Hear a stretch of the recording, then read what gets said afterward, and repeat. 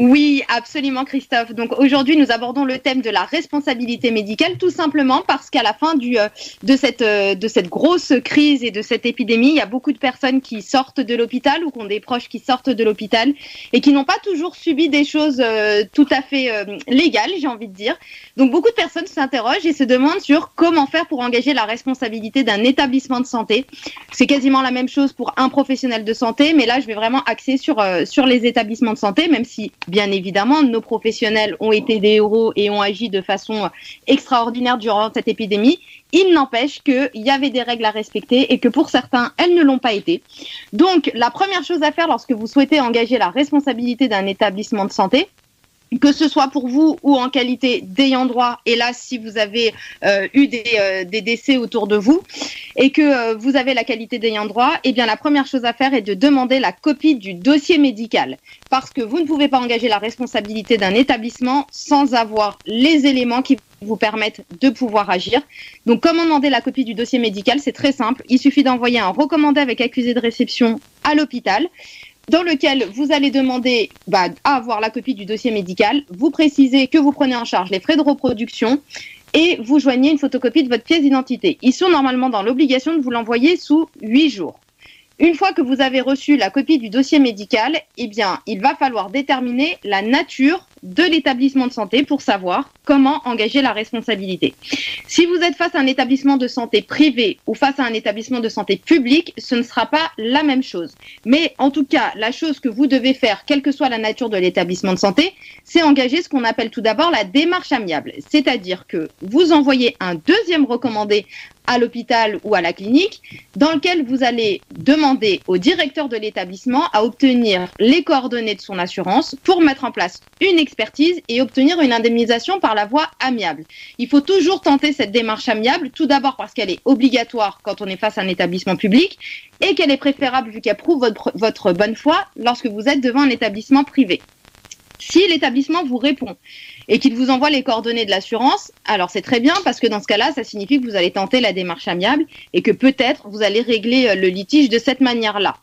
Mais il arrive très souvent que vous n'ayez pas de réponse ou qu'à l'issue de l'expertise, il n'y ait pas une proposition qui soit correcte. Et dans ce cas-là, vous êtes obligé de faire ce qu'on appelle un contentieux. Si vous êtes face à une clinique ou un établissement qu'on va dire privé, dans ce cas-là, les juridictions compétentes sont les tribunaux judiciaires. Ça sera cette voie-là qu'il faudra privilégier pour obtenir une indemnisation contentieuse. Elle se fera en 2 étapes. La première étape, il faudra d'abord solliciter ce qu'on appelle un référé expertise médicale pour que l'expert puisse déterminer quelle a été la faute qui a été commise par l'hôpital, enfin par la clinique, pour pouvoir décider si on indemnise ou pas. Une fois que l'expertise est passée, s'il considère qu'une faute a été commise, dans ce cas-là, il faudra ressaisir les tribunaux judiciaires, mais dans ce cas-là, dans ce qu'on appelle la formation au fond, pour faire ce qu'on appelle le chiffrage. C'est à ce moment-là qu'on va déterminer tous les postes de préjudice et qu'on va faire une proposition d'indemnisation chiffrée. Si elle aboutit, vous serez arrivé à la fin de votre contentieux, et si elle n'aboutit pas, vous aurez la possibilité de pouvoir faire appel de cette décision devant la cour d'appel. Si par contre vous êtes devant une juridiction, un établissement public, dans ce cas-là, la démarche amiable est une démarche, comme je vous disais tout à l'heure, obligatoire. Et là, c'est très important, faites attention à ce que je vais vous dire, parce qu'il y a beaucoup de personnes qui passent à côté de leur contentieux public à cause des délais. Lorsque vous faites votre démarche amiable, vous allez, comme je vous l'ai dit tout à l'heure, le faire par recommandé. Vous allez recevoir un accusé de réception, il y a une date qui est indiquée dessus. Ils ont à compter de cette date 2 mois pour vous répondre.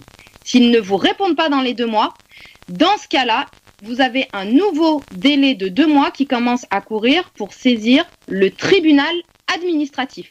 C'est lui qui est compétent devant un établissement public. Et c'est souvent, notamment en région parisienne, ce qu'on appelle tout simplement l'AP-HP.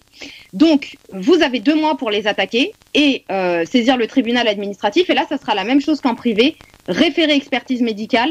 Et une fois que le référé expertise médicale établit la responsabilité de l'hôpital, dans ce cas-là, il faudra saisir le tribunal administratif dans sa formation au fond pour obtenir réparation. Si ça ne fonctionne pas, dans ce cas-là, ça sera la cour administrative d'appel qui sera compétente pour tenter de vous faire, de vous aider à avoir gain de cause sur la phase d'appel.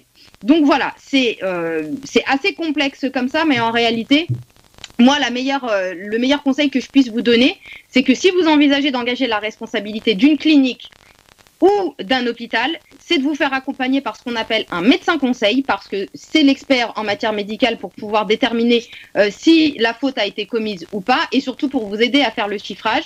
Donc n'hésitez pas à vous rapprocher d'un médecin conseil. L'avocat est nécessaire, mais il n'est pas obligatoire en juridiction administrative. Il sera obligatoire devant les juridictions privées, mais surtout ne faites pas l'impasse du médecin conseil, parce que c'est lui qui pourra vous aider pour déterminer la faute, parce qu'on est sur un régime de responsabilité pour faute.